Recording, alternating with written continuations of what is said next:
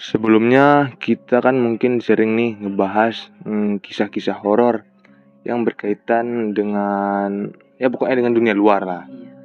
Ya di sini gimana kalau kita bahas tentang suatu tempat yang sering kita kunjungi. Nah, seperti halnya sekolah. Nah, biasanya kan ada tuh kejadian-kejadian mistis gitu, kayak tiba-tiba orang kesurupan yang terjadi di sekolah. Nah, itu pasti ada salah satu akibatnya. Nah, yang dimana kita sendiri nggak tahu hal apa sih yang pernah ada kejadian di daerah sekolah tersebut. Oke, setuju nggak? Oke.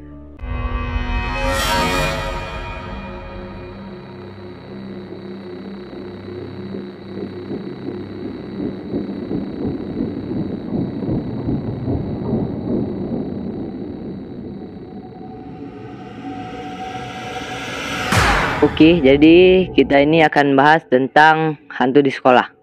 Iya, aku yang mulai duluan ya. Jadi cerita aku ini aku dapat dari kakak senior aku. Cerita ini dimulai dari SMA yang ada di Lanteng Agung. Jadi di Lanteng Agung tuh ada SMA 38. Dan yang mempunyai cerita ini adalah si Rani. Namanya kita samarkan ya. Jadi SMA 38 ini kayak setiap tahunnya mengadakan kayak acara pesantren kilat. Jadi di pesantren kilat itu acaranya 2 malam 1 hari. Dan yang ada di acara ini cuman anak-anak rohis dan anak OSIS, anggotanya semua. Jadi mereka acaranya itu di aula ya. Acara terfavorit mereka di pesantren kilat ini yaitu adalah tadarus. Tadarus dari jam 3 sampai jam 5 pagi sebelum sholat subuh. Jadi pas mereka lagi tadarus, tiba-tiba kayak terdengar suara nenek-nenek ketawa. Putus-putus kayak gitu. Putus-putus. Dan pas mereka menoleh ke belakang, ternyata itu si Rani yang ketawa, tapi mempunyai suara nenek-nenek.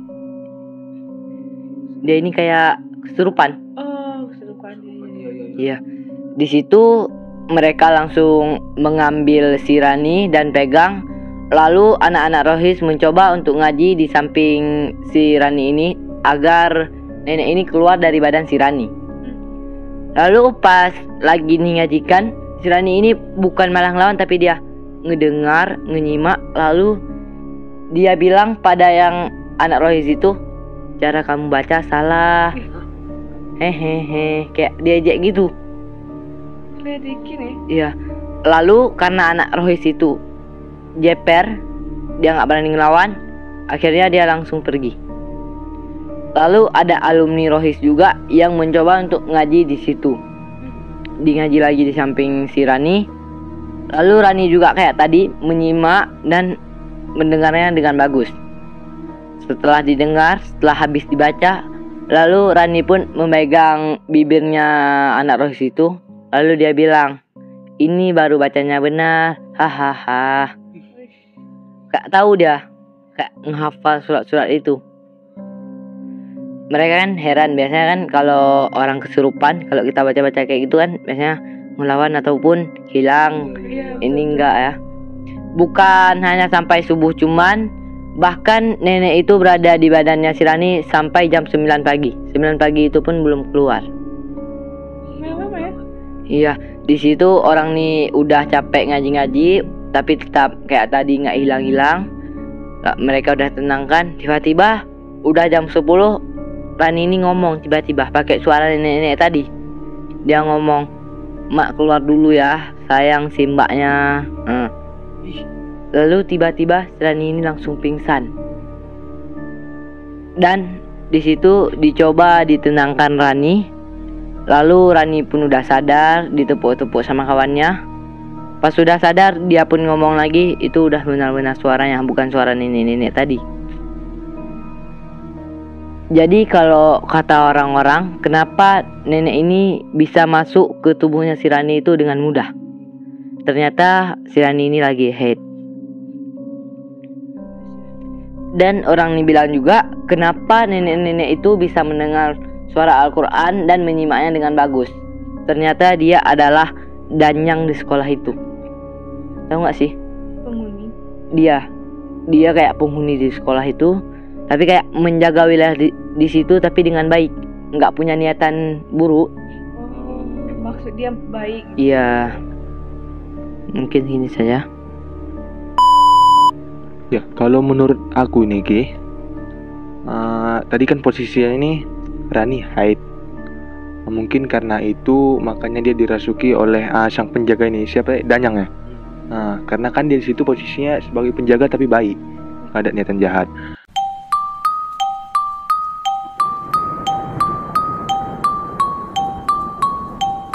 Nah, oke, kalau dengar cerita Jaki ini, aku juga teringat cerita yang aku sendiri ngalamin. Ya, aku posisinya itu SMA kelas 2 atau lebih tepatnya kelas 11. Lokasinya ini berada di daerah Cililit. Ya, tahu kan? Di SMA 14. Jadi di situ aku sama kawan aku ini yang ngalamin ini kawan aku. Nah, dia anak cewek yang bernama Aisyah. Ya. Di situ aku menjabat posisi OSIS. Ya, OSIS. Dia juga pun menjabat sebagai posisi OSIS juga. Nah, jadi pada suatu hari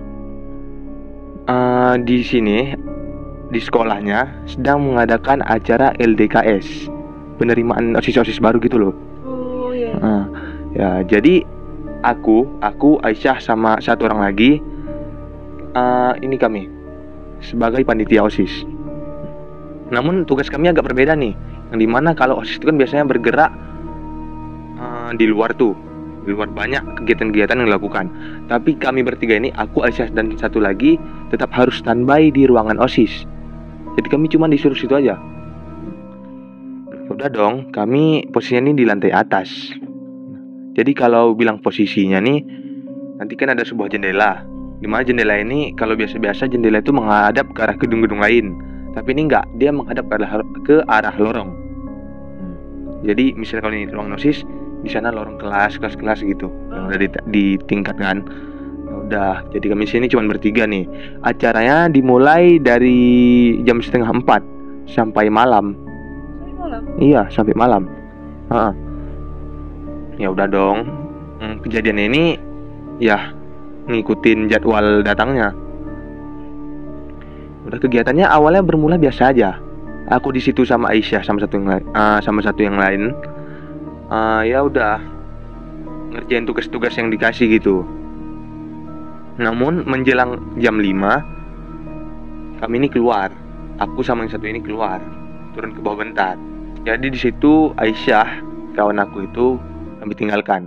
Emang udah izin sih, bilang kami turun ke bawah bentar ya. Tapi karena kami tiba-tiba ada urusan mendadak, jadi ya agak lama dikit, agak lama naik ke atas. Nah, di situ Aisyah nih yang ceritain sama kami, bahwasanya ketika kami turun, dia ini ketakutan. Nggak tahu kenapa dia merinding, sembari dia nengok ke arah jendela tadi yang menghadap ke arah lorong. Dia di situ katanya melihat ada satu cewek. Iya, sedangkan yang kami tahu bahwasanya kami semua orang yang ikut kegiatan LDKS itu berada di bawah. Khususnya cuma kami bertiga yang ada di atas, jadi nggak ada yang lain. Sedangkan kata si Aisyah, ada satu orang cewek yang ngintip-ngintip dia. Jadi dia ngintip gitu, ngeliat si Aisyah sendiri. Kata Aisyah sih gitu. Nah, kata si Aisyah lagi, pas cewek ini ketahuan ngintip, cewek ini tiba narik kepalanya gitu, jadi sembunyi gitu. Si kan dia ngintip, tiba-tiba sembunyi lagi. Ya udah dong. Waktu pun berjalan sampai maghrib. Nah, ini udah posisi maghrib, yang dimana maghrib ini tiba-tiba Aisyah nyamperin aku. Dia bilang, bisa nggak acara dipercepat, badanku udah nggak enak nih, katanya. Loh, karena dia bilang kayak gitu, aku memutuskan untuk mengantar dia pulang. Ya udah dong, dia mau, karena dia ngerasa badannya kurang enak. Udah pas tidur, keesokan harinya dia cerita sama aku bahwasanya ketika tadi malam dia tidur tuh, dia istirahat, badannya tuh berat banget. Bahkan dia mengatakan dia ini melihat sosok kuntilanak. Iya, pas di atas badan sendiri. Jadi apa alasan badannya itu berat? Karena dia ditindih oleh kuntilanak tersebut. Kata si Aisyah lagi, kuntilanak ini ragu dia, bahwasanya kuntilanak ini yang kemarin yang dia lihat, yang ngintip-ngintip itu. Di jendela. Iya, yang jendela itu. Apalagi katanya ketika kuntilanak itu berbalik wajah, jadi dia memalingkan wajahnya ke hadapan Aisyah, jadi tempat tersenyum. Jadi tersenyum histeris gitu loh, sempat tertawa, hihihi, gitu. Nah, jadi ya kalau acara LDKS pastinya nggak mungkin lah cuman sehari, minimal 2 hari. Adapun yang melaksanakannya sampai 3 hari. Iya. Nah, jadi ini kami cuma 2 hari ya. Pas hari kedua, ya udah dia cerita lagi, cerita yang tadi. Terus aku pun situ sempat kaget. Nah pas dia cerita itu, tiba-tiba ada suara jeritan anak cewek di kelas ujung yang di lorong tadi. Di bagian kelas, jadi kayak gitu. Dia teriak gitu loh, anak cewek. Karena si Aisyah ini nggak berani keluar. Memang aku udah sempat ngajak sama yang satu lagi kawan kami. Udah akhirnya memutuskan pergi berdua. Jadi kami pergi berdua, sedangkan Aisyah menetap di kelas, di tempat OSIS itu ya. Nah pas kami ngecek itu, aku nggak ngeliat apa-apa.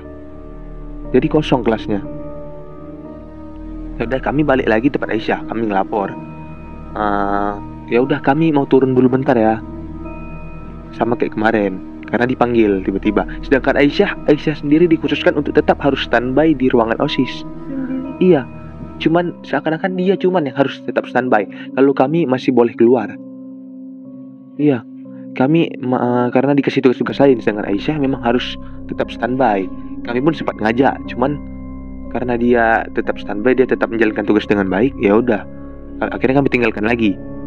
Nah, jadi kami turun tuh lebih juga dari 20 menit, bahkan lebih lama dari yang kemarin. Jadi Aisyah itu posisinya tetap sendiri. Di sendiri situ tiba-tiba katanya nih, pas dia keluar itu menyusul kami, ada yang manggil dia di bagian ujung lorong ya, sama kayak tadi. Jadi Aisyah, jangan pergi, sini kawannya aku, katanya. Di situ Aisyah nih panik banget. Jadi dia panik banget, tapi dia berusaha untuk membalikkan badannya karena dia udah tahu seakan-akan memang yang ngomong itu sosok yang kemarin, yang kuntilanak itu, yang ngintip dia itu. Di situ memberanikan diri untuk berkomunikasi dengan makhluk tersebut. Dia mendekat perlahan, tapi posisi makhluk tersebut, kuntilanak itu, membelakangi si Aisyah. Tahu kan? Nah, situ udah berpapasan nih. Aisyah nanya nih, maaf, kamu siapa? Tanya si Aisyah. Nah, makhluk ini gak jawab. Dia cuma jawabnya kayak gini, Aisyah, ikut aku yuk, katanya. Loh, tapi Aisyah kan heran nih, karena gak ada dibilang mau ikut kemana. Mau ikut kemana? Ayo ikut aja, kata makhluk tersebut. Tapi kan kita mau kemana gitu loh, tanya si Aisyah. Nah, akhirnya makhluk ini jawab, ayo ikut aku lompat ke bawah, katanya. Jadi seakan-akan makhluk ini tuh ngajak si Aisyah untuk bunuh diri kan. Nah, iya. Apalagi itu kan lantai 2 kan, ya tahu sendiri lah, lumayan tinggi. Terus tiba-tiba makhluk itu yang tadi membelakangi badan, dia membalikkan badannya dan langsung kontak mata dengan si Aisyah, yang dimana makhluk ini tersenyum lagi gitu loh. Jadi dia ketawa lagi, sebenarnya hihihihi gitu. Nah, jadi di situ Aisyah karena panik banget tuh, saking takutnya dia pingsan. Nah, jadi karena itu keesokan harinya dia cerita sama kami semua. Ya, sama anggota-anggota panitia OSIS dia juga cerita tentang kejadian itu. Nah, semenjak saat itu ruangan OSIS itu sama lorong itu udah nggak dipakai lagi. Jadi udah diasingkan. Udah ditutup.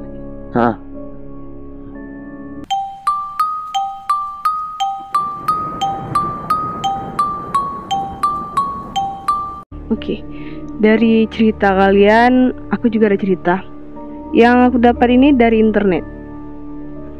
Nah, namanya ini Enes.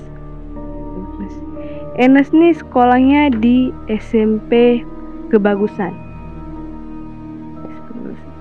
Nah, dia ini dapat jurit malam, datang nggak ke pos-pos gitu. Nah, kayak gimana, dia ini juga termasuk anggota Paskibra gitu. Oh, Paskibra. Nah, jadi dia ini pergi sama temennya. Satu tim itu 5 orang.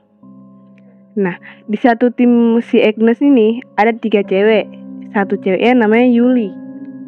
Dia ini bisa tengok kayak malu-malu halus gitu. Anak indigo. Nah, jadi di satu kelompok mereka ini cuma ada 2 senter. Mereka datang ke pos-posnya ini, mereka ini sekitar jam 1 malam. Larut. Dan ada 2 senior. Mereka jalan dari start ke pos 1. Pas di pertengahan jalan, tiba-tiba senior ini pingsan. Pingsan. Tanpa ada masalah. Nah, di situ pun senior satunya lagi godong, apa maksudnya? Yang diangkat itu? Oh, digotong. Digotong. Nah, digotong. Langsung dibawa. Di situ pun si Agnes nih sama teman-temannya ditinggal aja situ. Ditinggal. Iya, juniornya yang bawa sendiri. Mereka itu ditinggal. Mereka pun ditinggalnya di lorong-lorong gelap. Nah, di situ pun mereka kayak ngedengar suara cakaran orang gitu, kayak kerek gitu. Iya.